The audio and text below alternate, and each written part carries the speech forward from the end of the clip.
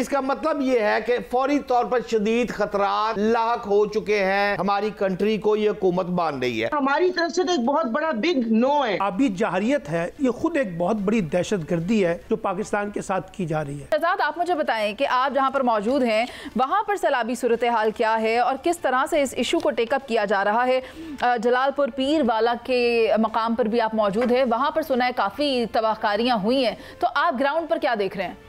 Ground پر جو بات ہے وہ یہ ہے کہ اس وقت جو صورتحال ہے وہ انتہائی تشویشناک ہے اور لوگ جو ہے وہ انتہائی پریشانی کی حالت میں ہیں۔ اب گراؤنڈ کی جو باتیں ہیں وہ یہ ہے کہ ایک تو سیلاب جو ہے، یہ تاریخ کا بڑا سیلاب جو ہے وہ آیا ہے، اور جلال پور کی ڈائنامکس یہ ہے کہ ویسے تو پورے پنجاب میں ہی سیلاب رہا، کے پی کے میں بھی، اور یہاں پر جو صورتحال ہے وہ تھوڑی سی مختلف اس حوالے سے ہے کہ اس میں راوی، ستلج اور دریائے چناب کا جو پانی ہے یہ تینوں کو برداشت کر رہا ہے۔ اور اس وقت اگر گراؤنڈ پہ اگر بات کی جائے تو جلال پور کی چاروں اطراف اگر دیکھا جائے تو پانی ہے، اور بمشکل جو ہے شہری حدود کو جو ہے وہ بچایا گیا ہے، اور اس میں بھی عارضی بند ڈالے گئے ہیں حکومت کی طرف سے چاروں اطراف، تب جا کر جو ہے وہ اس وقت شہری علاقہ جو ہے وہ کچھ حد تک جو ہے خطرہ ٹلا ہے، لیکن پانی کی سطح پھر بلند ہو رہی ہے دریائے ستلج میں، اور اس حوالے سے جہاں یہاں پر آج جو ہے وہ پھر پانی ہے۔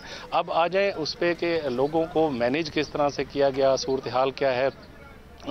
5 سے 6 روز ہو چکے ہیں، لوگ جو ہے وہ اپنے گھروں سے جو ہے وہ نقل مکانی کر کے، کچھ لوگ اپنے رشتہ دار عزیز و اقارب کے گھر چلے گئے، اور کچھ لوگ جو ہے وہ ابھی بھی بند پر محفوظ مقامات پر بیٹھے ہیں، اور کچھ جو ہے وہ حکومت کی جانب سے لگائے گئے ریلیف کیمپس پر موجود ہیں۔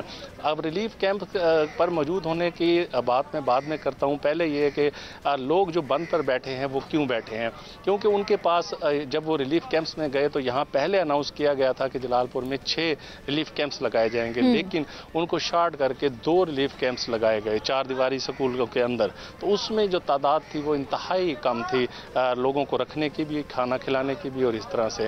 جبکہ جس وقت پانی آیا تو حکومت کی اس حوالے سے پلاننگ ذرا کم نظر آ رہی تھی، تو ان کو اندازہ نہیں تھا۔ پانی جب زیادہ آیا تو اب بستیاں 50 مواضعات، جو اگر بات کی جائے اس سے ایک تحصیل کی، تو اس میں لوگ متاثر ہوئے ہیں، اور تقریباً کم و بیش اگر ایک رف اندازہ لگایا جائے تو 1.5 لاکھ سے زائد افراد جو ہے وہ اس پانی سے ڈائریکٹلی متاثر ہوئے ہیں، اور اب وہ 1.5 لاکھ افراد ان 2 کیمپس میں تو رہ نہیں سکتے، تو اس لیے حکومت کی اس والے سے تیاری نہیں تھی۔ آپ درست فرما رہے ہیں، یعنی ہم جو سن رہے تھے وہی سچ ہے کہ جب وہاں پر کوئی سرکاری دورہ ہو جائے یا جہاں پر بیوروکریسی موجود ہے وہاں پر تو کام ہو رہا ہے، لیکن جب وہ دونوں وہاں پر موجود نہیں ہے تو پھر وہاں پر عجیب سا ماحول دیکھنے میں آ رہا ہے، لوگ اسی طرح پریشان ہیں۔ لیکن ہمارے پلیٹ فارم سے ہم یہ چاہیں گے کہ اگر ہماری آواز ان افسران تک پہنچ رہی ہے تو پھر وہ اس چیز کو اپنی غیر موجودگی میں بھی یقینی بنائیں، کیونکہ ویژن تو صوبائی حکومت کا یہی کہتا ہے کہ اگر کوئی ایک شخص بھی پریشان دکھائی دے رہا ہے سیلابی صورتحال کے باعث تو اس کو بھی ریسکیو کیا جائے گا، اس کا بھی خیال رکھا جائے گا، لیکن اگر اسٹیٹ وہاں پر موجود نہیں ہے تو بھی یہ کرنا بہت ضروری ہے۔ تو شہزاد حسین بٹ صاحب، آپ سے میں یہ جاننا چاہتی ہوں کہ آپ اس موجودہ صورتحال کو کس طرح سے دیکھ رہے ہیں، اور ہم نے اس پر کل بھی بات کی تھی کہ صوبائی حکومتیں کیا کر رہی ہیں، پی ڈی ایم اے اور پھر ڈی ڈی ایم اے، ان کا کیا کردار ہے؟ شکریہ منیز معین صاحبہ۔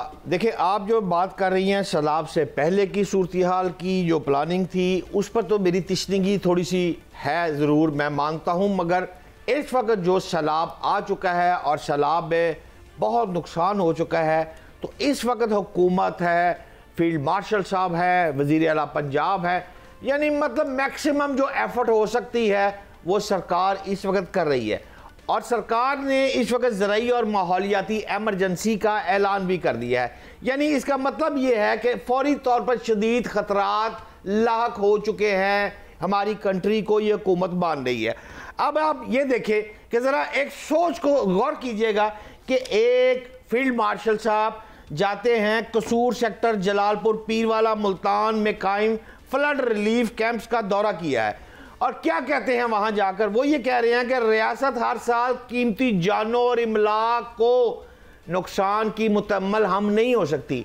مطلب یہ ایک سوچ کی نشانی ہے کہ اب دو غلطی گنجائش نشتا، پشاور میں کہتے ہیں پشتوں میں، ہون غلطی دی گنجائش نہیں، اب ڈو اینڈ ڈائی، اب آپ کو کرنا پڑے گا، ایٹ اینی کاسٹ کرنا پڑے گا، اور حکومت کرے گی۔ جو نہیں کرے گا پھر وہ جو ایک پیج چل رہا ہے وہ ایک پیج پھر نہیں چلے گا۔ لیکن میں آپ سے صرف یہ کہوں گا کہ یہ وقت नेगेटिव बातों का नहीं है। मैं पॉजिटिव बात ये करता हूँ कि हमें सबको मिलकर काम करना है। वो जो कुछ फसादी टोला के इंतहाई काबिल एहतराम सायरा बानो के इर्द गिर्द इलाके में रहते हैं, ये नहरें नहीं बनेंगी, ये काला बाग डैम नहीं बनेगा, इस तरह की जो रुकावटें डालते हैं उनको प्लीज अब सबको मिल बैठकर करना पड़ेगा। अपनी एक बोटी के लिए मुल्क की गाय को ज़िबा मत करे खुदारा। ये वक्त नाराजगी का नहीं, ये मिल बैठकर काम करने का है।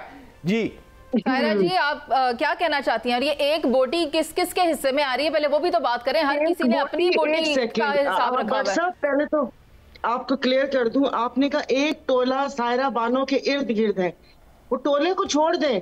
सायरा बानो एंड पार्टी खुद इसके हक में नहीं है। आप इसमें मुझे बताएं, उससे पहले भी बात हुई थी कालाबाग डैम की। पंजाब में जो सैलाब आता है वो मैदानी दरिया है, उनका आके कालाबाग डैम से क्या। तो इसलिए हमारी तरफ से तो एक बहुत बड़ा बिग नो है। पहले यहाँ के लोगों का पानी पूरा करें, फिर उसके बाद दूसरी बात करें।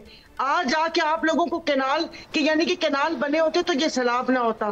कैनाल होते तो केपीके में जो पत्थर आके गिरे हैं, जो टंबर माफिया है, जो पहाड़ों की कटाई हो रही है मादनियात के लिए, वो सैलाब ना आता। जो दरियाए रावी के इर्द गिर्द हाउसिंग स्कीम बन गई है, जो दरख्त काट के हाउसिंग स्कीम बनाई गई है। अब आप मुल्तान की बात कर रहे हैं, हेलीकॉप्टर्स में बैठकर और इस किस्म की बातें। 77 साल में ये हाल हो गया है कि ये ऊपर से जहाजों में टंगे हुक्मरान नीचे लोगों को बताते हैं और फिर उसके बाद एक नया भाषण, एक नई लॉलीपॉप। कोई खुदा को खौफ कर ले, इन तमाम बातों का भी सवाल जवाब होगा कि ये गलत बयानियां और ये करना वो करना, कि ये पानी में खड़ा था, ये कश्ती में नहीं खड़ा था। ओ भाई, पानी आया क्यों? मुझे इससे कोई गर्ज नहीं। काबिल एहतराम सायरा बानो साहबा, सुनने के लिए ये बातें बहुत अच्छी हैं, यहाँ तक ठीक कह रही हैं आप सुनने के लिए, लेकिन पाकिस्तान के मसाइल सिर्फ तनकीद बनाए तनकीद से हल नहीं होने। अच्छा, तनकीद बनाए तनकीद। अभी सायरा जी, पता कलामी की माजरत, मुझे सलमान आबिद साहब को भी शामिल गुफ्तगू करना है। सलमान आबिद साहब, आप देखें फील्ड मार्शल साहब ने एक स्टेटमेंट दिया, उन्होंने कहा है कि हर बार हर साल हम एक ही नुकसान के मुतहम्मिल नहीं हो सकते। लेकिन अब आप मुझे बताएं, आपको क्या नजर आता है, कौन सी पॉलिसी इस तरह की बनाई जानी चाहिए कि इस चीज़ को रोका जा सके? हमने पहले भारत के साथ जो जंग जीती है वो तो हमने जीत ली, अपना लोहा मनवा लिया, लेकिन अब जो भारत आबी दहशतगर्दी पर उतर आया है उससे किस तरह निपटा जाएगा? देखिए, ये जो सैलाबी जंग है इसके दो महाज हैं, एक है दाखिली और एक है खारजी। अब ये जो आबी जहरियत है ये खुद एक बहुत बड़ी दहशतगर्दी है जो पाकिस्तान के साथ की जा रही है। और भारत क्योंकि पाकिस्तान को हर महाज पे जिसे कहते हैं मुश्किलात में पैदा करना चाहता है, और वो कह चुका था कि पाकिस्तान को आबी जहरियत की पर मबनी दहशतगर्दी का सामना करना पड़ेगा। तो इसीलिए फील्ड मार्शल साहब ने उसकी तरफ इशारा किया है कि पाकिस्तान के पास ऑप्शंस क्या हैं, यानी हमें अपनी डिप्लोमेटिक कॉन्टेक्स्ट के अंदर और ये जो सिविल मिलिट्री डिप्लोमेसी है इसके अंदर आबी दहशतगर्दी का भी एक चैलेंज का सामना है और इस पर हमें बहुत कुछ करना होगा।